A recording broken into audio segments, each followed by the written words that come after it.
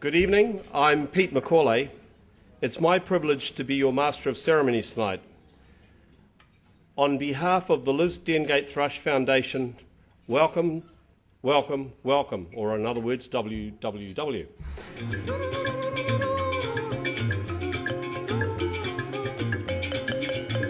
And no introduction required.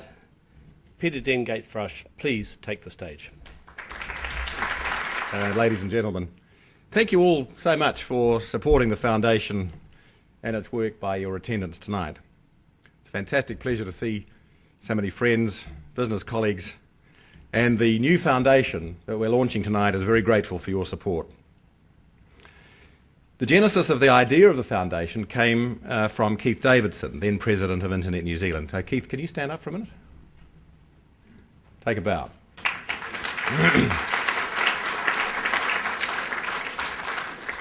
Keith was on his way to the ICANN meeting in Marrakesh in June 2006 when he got the news of the death in a car crash of his friend and former Internet New Zealand councillor Liz Dengate Thrush. I was, of course, already in Marrakesh when I got that particular call, and I immediately set about heading home to be with the family. Keith changed his travel plans and he met me at Heathrow, and we flew home together, personal support for which I shall always be grateful. And during the course of the flight, it was Keith who suggested some kind of memorial foundation. And by the 29th of June 2006, or less than a week after the crash, he had already put together a first outline of what has now matured into the foundation we are launching tonight. Keith's one of those very special people who acts. He's a quieter person than some of us, but it's really his idea and it's a lot of his work that we're celebrating tonight. And the announcement that Keith made that Internet New Zealand was promoting a foundation, it was made at that Marrakesh meeting, and it received instant support from members of the international internet community. And that support has continued to the present day, with donations continuing to arrive from around the world. And I'm also grateful for the conscientious, thoughtful work of our long-serving solicitor, Internet NZ's long-serving solicitor, Gavin Adlam. Gavin, can you take a bow? Gavin is...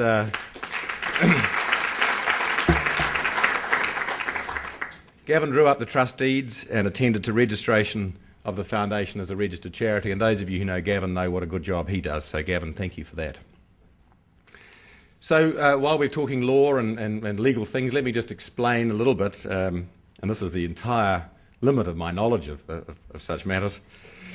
The set law of the trust is Internet New Zealand, and the purposes of the Foundation are simple: to assist in providing education and advancement of New Zealanders, using the internet, and information made accessible and available from the internet, and in particular, the Foundation is established to provide money, property or benefits to promote and encourage the wider understanding, development and use of the internet for education and for developing entrepreneurship skills of the people of New Zealand.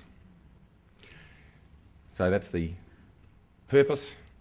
And the trustees that are charged with executing that purpose at the moment, and there are three, Neville Young, a friend and business partner to Liz. Neville, can you stand? Thank you, Neville. Pete Macaulay, who you've heard far too much of already, and I won't ask Pete to stand again. And Peter's ex officio a trustee because he's president of Internet NZ, and Internet NZ is behind this. And of course myself. And we have the power to add further trustees, and we will be looking to do so after this inaugural dinner is behind us. So we're conducting auditions at 11:30 in the billiard room. Let me also, while we're thanking people, let me thank Susie Fuchs. Is Susie? Stand up. Thank you, Susie. Susie is the acting manager of Internet New Zealand's Shared Services Unit, and it's her team that provides administrative financial support, and it's Susie who's attended to the minutes of the trustees' meetings, banked the money, written out the receipts, and attended to the orderly running of the business. So thank you, Susie, to you and your team. So the trustees began meeting approximately a year ago, trying to work out how to launch this foundation, and we had a number of ideas. And speaking personally in considering how to move things forward, I asked myself, as I often do in circumstances, what if the tables had been turned? What would Liz have done if she'd been faced with this tragedy? One of her major attributes was that she was such a self-starter. So much of our teamwork was her fearless capacity to begin projects. And secondly, she did things in incredible style. Projects that she tackled would be done with colour or taste or something that was just appropriate for the occasion. And as a result of those characteristics, she possessed the ability to take others with her. And so the energy and enthusiasm of her vision was contagious, and she was a natural leader. And in her own work, she saw the enormous social and business advantages the internet presented. She was aware of the challenges that the new technology would bring, and also the new solutions that would be provided along the way. She was passionate about digital content and contributing to the digital strategy. She founded a business based on providing online education and was looking to expand that to include downloading of New Zealand music and other uses. So the trustees are determined that New Zealand needs vision, energy and entrepreneurship in relation to the application of the internet and its associated technologies in New Zealand.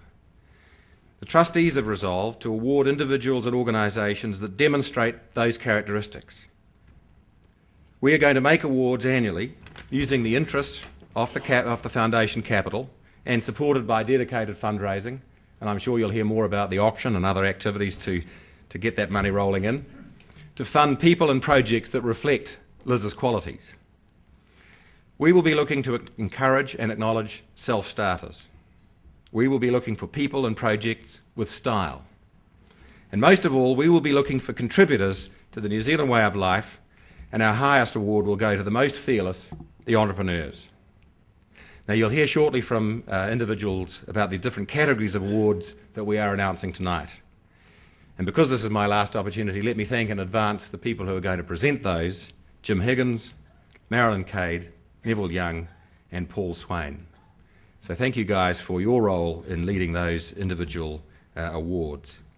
And while I'm thanking, let me also thank our event organiser, a dear friend of Liz's, someone who spoke very passionately at her funeral, Margie Sharp, who's put tonight together for us. Margie, take a bow.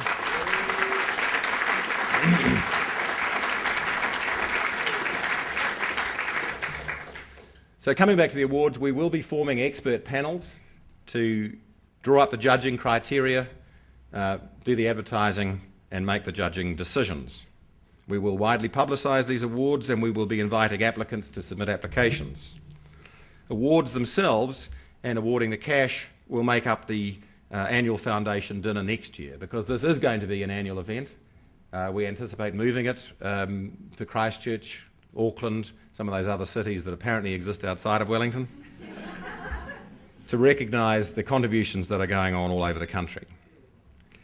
The trustees are committed to raising funds to ensure that the awards are substantial so that they can make a meaningful contribution to New Zealand society.